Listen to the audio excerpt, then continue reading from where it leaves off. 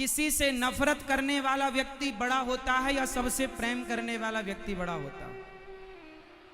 नफरत वाला बड़ा होता है या प्रेम वाला? इसलिए प्रेम करना सीखिए, नफरत नहीं, सबसे आपस में प्रेम करो। इंसानियत भगवान कैसे खुश होंगे, क्योंकि ना जाने किस रूप में नारायण मिल जाएं। आप जिनसे नफरत करते हैं हो सकता उसी रूप में भगवान आ जाएं आपके द्वार पर। इसलिए सबसे प्रेम करो।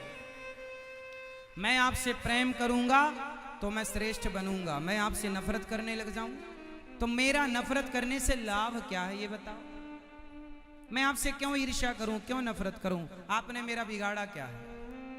और कोई बिगाड़ा भी हो तो वो उसके संस्कार हैं, हम नफरत फिर भी ना करें, ये हमारे संस्कार होने चाहिए। तो यदि हमें प्रेम, यदि हिंदुस्तान को जोड़ना है तो जातियां तो व्यवस्था के लिए बनाई गई थी, पर जातवाद नहीं होना चाहिए। क्या नहीं होना चाहिए? जातवाद। आप अपने घर में काम वाली जो बाई आती है, आप उससे कैसी बात करती हो? भैया, उससे अच्छे से बात करना चाहिए कि डांट करके के गालियां देकर? कैसे? वो भी इंसान हैं तुम्हारी तरह और हमारी तरह। देखो, इंसान अमीर गरीब नहीं होता, हालात अमीर गरीब बना देते हैं। आज आप इस तरफ हैं, वो उस तरफ है। समय का ऐसा चक्र चल सकता है कि वो इस तरफ आ जाए और आप उस तरफ चले जाएं। इसलिए अमीरी किसी के बाप की बफौती नहीं होती। दिन सबके बदलते हैं, इसलिए इंसानों को इंसानों की इज्जत करना चाहिए। कभी ये नहीं सोचना चाहिए कि हमारे पास पैसा ज्यादा है, इनके पास क्या है। अरे इंसानों के काम आओ, जरूरतमंद। तुम्हारे पास पैसा है तो तुम्हें और सरल होना चाहिए, तुम्हें और नम्र होना चाहिए।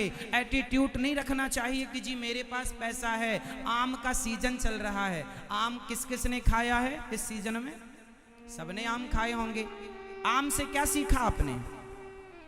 खाते हो, गुठली फेंक देते हो, सीखते नहीं हो। आम का पेड़ जो होता है ना मेरी माँ, वो फलों से जब भरता है ना तो उसकी डालियां झुक जाती हैं। वो मैसेज दे रहा है कि भगवान तुम्हें जितना धन धान्य से भर दें तुम उतने सरल और सहज और झुकने वाले बन जाओ, नम्र हो जाओ। लेकिन आजकल उल्टा है, आदमी के पास जितना पैसा आ रहा वो उतना अभिमान में डूबता चला जा रहा है। हमारे भैया श्री राजेश जी देखिए ना, भगवान ने इन्हें सब कुछ दिया है, लेकिन इतने बड़े होकर भी इतने नम्र हैं, इतने सरल हैं, सहज हैं कि पूछो ही मत। ऐसी सरलता पैसे वालों में कम ही देखने को मिलती है।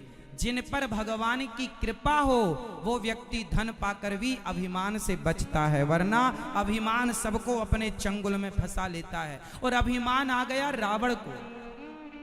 अरे मेरे पास सोने की लंका है, ये बनवासी राम के पास धरा ही क्या है, चलो इसकी पत्नी उठा लेते हैं। रावण ने अपने आप को पैसे वाला मानकर, राम को सामान्य व्यक्ति मानकर उनके साथ गलत व्यवहार किया। आप अमीर हैं, अच्छी बात, लेकिन अमीर हैं इसका मतलब ये नहीं कि गरीबों पर तुम जुल्म करोगे, अत्याचार करोगे। हाँ, लिख लेना, मैंने देखा है जिन अमीरों ने गरीबों पर अत्याचार किया, देखते देखते वो अमीर से ऐसे गरीब हुए कि उनके पास खाने को रोटियां ना रही। मैंने देखा है, मैंने समय बहुत देखा, मैंने जीवन में अनुभव बहुत पाया है। मैंने अच्छे अच्छे लोगों को देखा, धन्ना सेठों को देखा, पर जब पैसा था सीधे मुंह बात नहीं करते थे।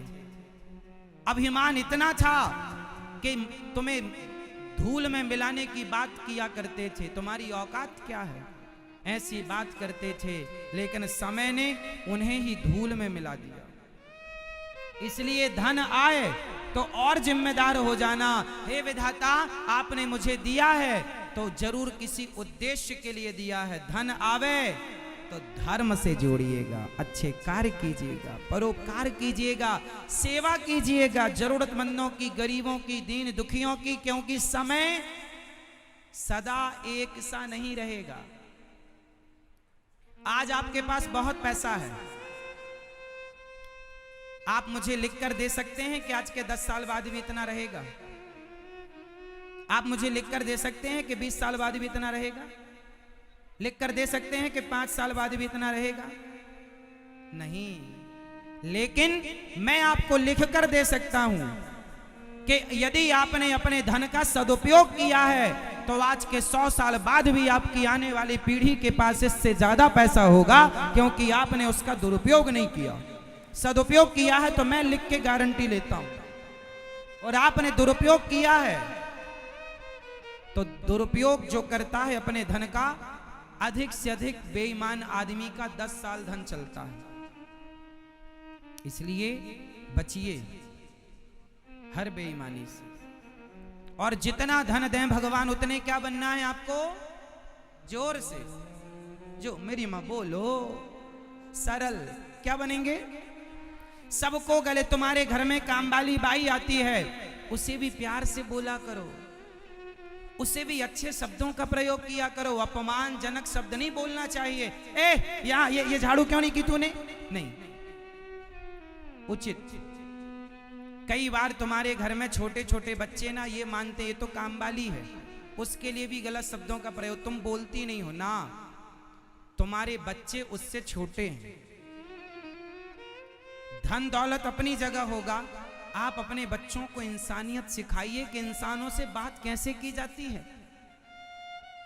पैसे की अकड़ में ना रहना साहब,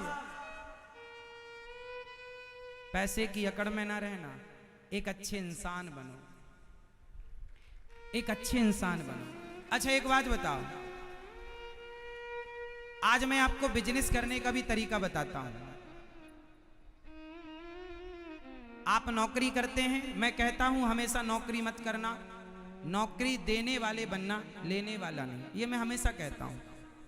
एक चीज मैं आपको समझाऊंगा आज, वो ये है कि अच्छे व्यापारी के क्या लक्षण होते हैं, बताओ।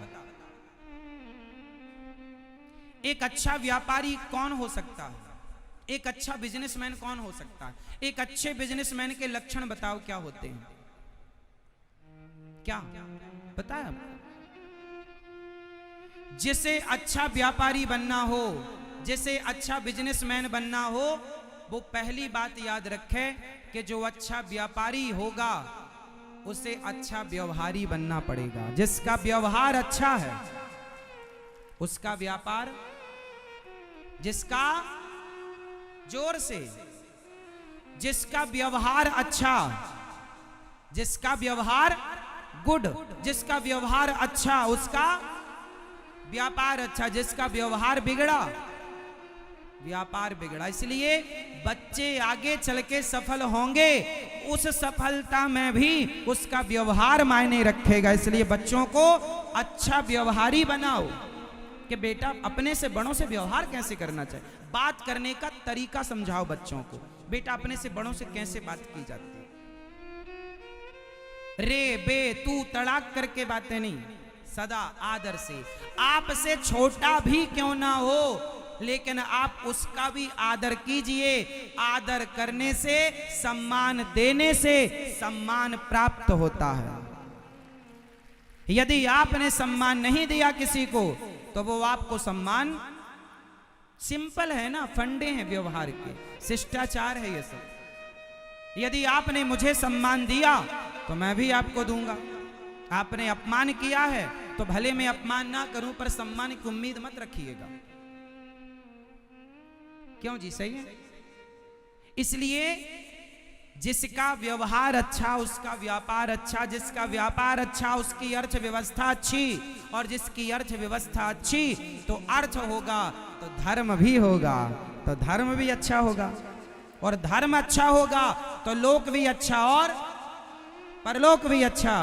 तो व्यवहार के ऊपर की बातें बताई मैंने, अब नीचे की बताता हूं। यदि व्यवहार अच्छा करना हो तो क्या करना पड़ेगा? अब आप बताओ। व्यवहार अच्छा तो व्यापार अच्छा, ये तो सुना आपने। व्यापार अच्छा तो अर्थ अच्छा, अर्थ अच्छा तो धर्म अच्छा, धर्म अच्छा तो लोक और परलोक अच्छा। अब ये बताओ कि व्यवहार अच्छा करने के लिए क्या करें? जोर से। व्यवहार अच्छा रखने के लिए क्या करना चाहिए? जोर से। हाँ, व्यवहार अच्छा रखने के लिए बच्चों को शिष्टाचार सिखाना चाहिए। बच्चों को सत्संग कराओ, शिष्टाचार का ज्ञान दो, तो शिष्टाचार होगा तो व्यवहार होगा। शिष्टाचार के लिए क्या करना पड़ेगा? घर का वातावरण। हाँ, इंद्र भी अपने मूड में आ रहे हैं अब।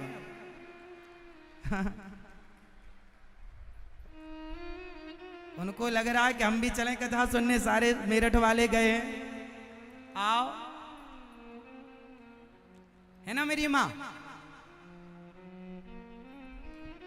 चलो, तो आज से कितने लोग अपने से बड़ों का या छोटों का सम्मान करेंगे, आदर करेंगे? बच्चों को आदर करना सिखाएंगे। क्या सिखाएंगे? आदर। और आदर सम्मान करिएगा सबका, और एक चीज मत करिएगा। क्या? अभिमान। क्या नहीं करना चाहिए? अभिमान नहीं करना चाहिए। अभिमान करेंगे तो रावण का सर्वनाश हो गया। किसके चक्कर में? मैया, ओ मेरी प्यारी मां, किसके चक्कर में सर्वनाश हुआ? अभिमान। आदमी अपने आप को बहुत बड़ा मान लेता है। मैं ये, मैं वो, मैं वो। आज मैं बता दूं सबकी औकात क्या है? बता दूं? हाँ या ना? बुरा तो नहीं मानेंगे? जब आदमी के पास थोड़ा पैसा आता है ना, तो सामने वाले से क्या बोलता? तेरी औकात क्या है? तू कौन? तू क्या है? तू कौन है? जानता है मुझे मैं कौन हूं? जब कभी कोई आपसे उलझे इस तरह, तो आप उसको क्या जवाब दें? मैं वो जवाब दे रहा हूं आपको। देखो, इंसान को हमेशा एक चीज याद रखनी चाहिए। ये जो अभिमान करने वाले लोग हैं, वो इसलिए अभिमान करते हैं क्योंकि उन्हें अपना स्वरूप भूल चुके हैं। वो अपने आप को भूल गए हैं कि मैं कौन हूं। एक आदमी बोला, महाराज जी मेरा बहुत बड़ा घर है। तो एक संत जी बोले, अच्छा? उसके घर में उसने बोला कि महाराज जी पूरे जिला में सबसे बड़ा घर मेरा है। तो संत जी वहां पर थे, तो वहां पर एक ग्लोब रखा हुआ था। ग्लोब जानते हैं? मानचित्र। संत जी ने ग्लोब को घुमाया और उस अमीर आदमी से पूछा, भैया जरा इस ग्लोब में, इस मानचित्र में जरा बताओ कि भारत कहां है। उसने ढूंढ करके बताया, तो पूरे ग्लोब मानचित्र में इतना सा क्या होता है? इतना सा भारत। ये रहा भारत। ये पूरी दुनिया के नक्शे में भारत कितना बड़ा है? इतना सा, इतना भारत है। अब भारत इतना है, तो पूछा संत जी ने, भैया जरा बताओ इस भारत में तुम्हारा राज्य कहां है? अब उसने राज्य ढूंढा उस भारत। राज्य ये रहा, ये यूपी। ये रहा, ये यूपी। यूपी। अब यूपी में जरा ढूंढो तुम्हारा जिला कहां है? तुम्हारा जिला? उसने ढूंढा तो कहीं एक बिंदी रखी थी, हल्का सा नाम लिखा था, बारीक जिला लिखा हुआ था, मेरठ। अब मेरठ तो मिल गया मैप में। अब संत जी ने कहा, चल बता अब तेरा घर कहां है, इसमें जरा मुझे दिखा। इसमें तुम्हारा घर कहां है? दुनिया के नक्शे में हमारी तुम्हारी हैसियत क्या है? दुनिया में आप और हम कितने बड़े हैं? इसलिए ये अभिमान मत रखो कि मैं कुछ हूं। हमेशा ये भाव रखो कि हे प्रभु, जो कुछ हमारे पास है वो आपकी दी गई जिम्मेदारी है, हम उसे निभा रहे हैं। बस हमारा अपना कुछ नहीं है। जो है प्रभु आपका दिया प्रसाद है।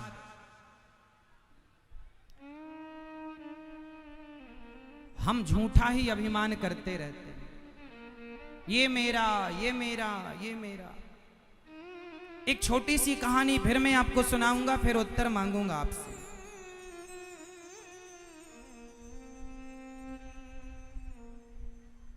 अच्छा ये बताओ, आपके घर में आप कितने लोगों का पालन पोषण करते हैं? आप कितने लोगों को खवाते हैं? मैया आप कितने लोगों को खवाती पिवाती हो? आप बताओ, आप कितने लोगों का भरण पोषण करते हैं? उत्तर दो। जो जितने लोगों का करते हैं उतने हाथ, उतनी उंगलियां उठाएंगे। आप कितने लोगों का भरण पोषण करते हैं? कितने लोगों के आप पालनहार हैं? उत्तर दो। आप कितने लोगों का मैया पेट भरती हो? 6 लोगों का। आप बताओ भाई, आप कितने लोगों के पालन पोषण करते हो? 5 लोगों का। मैया आप बताओ, आप कितने लोगों का? पीछे वाले भक्त बताएंगे आप कितने लोगों का पालन पोषण करते हैं।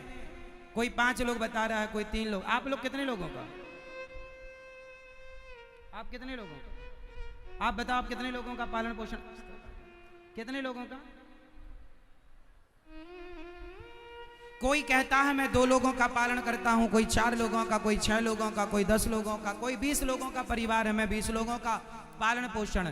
तो याद रखिएगा, आप इस गलतफहमी से उबर जाइएगा कि आप किसी के पालनहार हैं। आप किसी को कुछ ना खिलाते ना पिलाते, सबके पालनहार भगवान हैं। पहला तो अपने आप को इस अभिमान से नीचे उतारो कि मैं किसी का पालन करता हूं, मैं किसी का पालनहार नहीं हूं, क्योंकि मैं नहीं रहूंगा तो भी लोग रहेंगे। मैं किसी को रोटी खिलाता हूं, ये अभिमान हटा दो, भगवान सबको खिलाते हैं, ये बात ऐड करो। और मैं नहीं रहूंगा तो भी लोग भूखे नहीं रहेंगे, क्योंकि सबको खिलाने वाले हम अभिमान करते हैं। किस तरह? एक बैलगाड़ी, एक छोटी सी कहानी सुनाता हूं, उत्तर देना पड़ेगा सबको। उत्तर दो। एक बैलगाड़ी जा रही थी, किसान ऊपर बैठा था, बैलगाड़ी चला रहा था। नीचे से एक कुत्ता, किसान का पालतू कुत्ता, बैलगाड़ी के बीच में सेंटर पर चल रहा था। कुत्ता बीचों बीच चल रहा था गाड़ी के। तभी बगल से गधा निकला। तो गधे ने कुत्ते से कहा, कुत्ता भाई कैसे हो? कुत्ते ने कहा, मजे में है, पर थोड़ा अभी ज्यादा जिम्मेदार हो गए हैं हम। क्या जिम्मेदारी आ गई है? बोले गाड़ी हम चला रहे हैं आजकल। गधे ने कहा, कर दी गलत बात। अरे गाड़ी कुत्ता तुम नहीं चला रहे हो, बैल चला रहे हैं। कुत्ते ने कहा, कर दी ना गधों वाली बात, इसलिए तुम गधे हो। ये गाड़ी हम चला रहे हैं। कुत्ता बोला, गाड़ी हम चला रहे हैं, ये कुत्ते, ये बैल हमारे बॉडीगार्ड हैं, ये बैल हमारे बॉडीगार्ड हैं, सिक्योरिटी है हमारी, बड़ा खतरा है। गधे ने कहा, अच्छा गाड़ी तुम चला रहे हो तो स्टॉप, रुको रुको। अब कुत्ता रुका तो गाड़ी, अकस्मात गाड़ी भी रुक गई। और जब गाड़ी रुकी तो कुत्ते की छाती, मैं सही कह रहा था ना, तू गधा नहीं माना। गधा बोला, अच्छा चल। कुत्ता चला, अकस्मात गाड़ी भी चल पड़ी। अब उत्तर आप दो, गाड़ी कौन चला रहा था, कुत्ता या बैल? उत्तर कौन? गाड़ी तो बैल ही चला रहे थे। ये कुत्ता अभिमान करता जा रहा है, अभिमान में कहता मैं चला रहा हूं, मैं। बताओ वो कुत्ता कौन?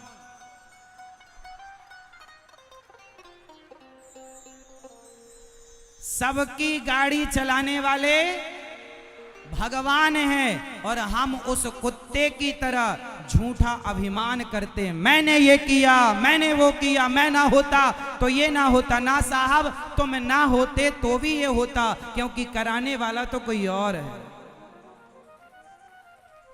इसलिए आप ये मत कहो कि मैं करता हूं, नहीं, हे प्रभु आप करते हैं, मैं निमित्त हूं। भगवान मेरे से करा रहे हैं, भगवान मेरे से करा रहे हैं। तो आप कभी अभिमान करके ये ना कहें कि मैं करता हूं, कुत्ते की तरह मैंने ये किया, मैं चला रहा हूं। सबकी गाड़ी कौन चला रहा है? जोर से, सबकी गाड़ी चलाने वाले। और हम किसकी तरह अभिमान करते हैं? उस कुत्ते की तरह। तो आज से आप लोग उस कुत्ते की तरह अभिमान कौन कौन नहीं करेगा? जो नहीं करते थे वो भी हाथ उठाएंगे, और जो नहीं करेंगे वो भी हाथ उठाएंगे। अभिमान से बचो, और जो है भगवान की कृपा मानो। तो आज से कितने लोग इस अभिमान से बचेंगे और अपने आप को सदा भगवान का दास मानेंगे। नाथ सकल संपदा तुम्हारी, मैं सेवक समेत सुत नारी। ये चौपाई आपको याद करनी है और रोज सवेरे बोला करो, मेरे संग गाओ। नाथ सकल संपदा तुम्हारी, नाथ सकल संपदा तुम्हारी। क्या मतलब हुआ इस चौपाई का? नाथ सकल संपदा तुम्हारी, क्या मतलब हुआ? अर्थ बताओ। हे नाथ, ये सारी संपदा, ये सब कुछ नाथ सकल संपदा तुम्हारी, मैं सेवक समेत सुत नारी, मैं सेवक समेत सुत नारी, मैं सेवक समेत सुत नारी। मैं सेवक आपका प्रभु, बेटा परिवार सहित मैं आपका हूं। अभिमान ना करना।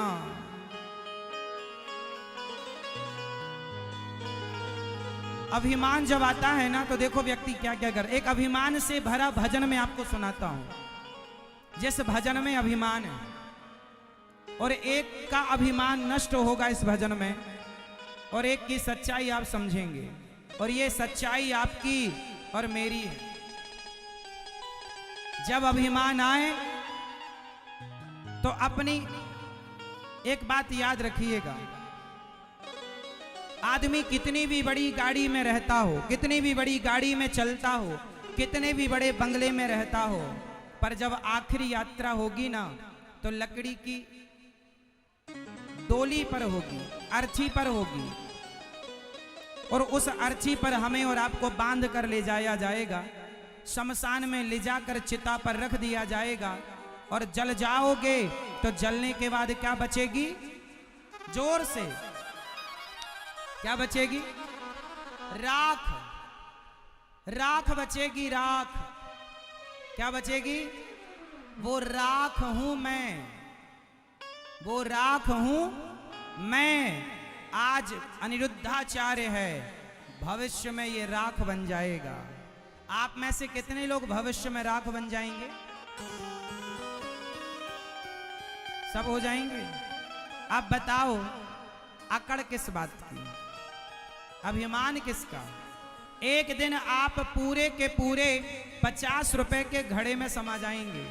50 रुपए के घड़े में आपकी राख आ जाएगी और आपको लोग ले जाएंगे। बड़ी बड़ी डींगे, बड़ी बड़ी बातें, बड़े बड़े बंगलों में रहने वाला एक दिन मुट्ठी भर राख हो जाएगा, फूंक मारने से उड़ जाएगी। अब घमंड बताओ किसका करें? हमारे पास क्या है घमंड करने जैसा? इसलिए इंसान बन करके रहो, ज्यादा उड़ो मत, ज्यादा उड़ो मत, इंसानों की तरह रहो। क्योंकि आप और हम एक दिन, कितने अभिमानी घड़े में समा गए, सब कुछ समाप्त हो गया, क्या बचा?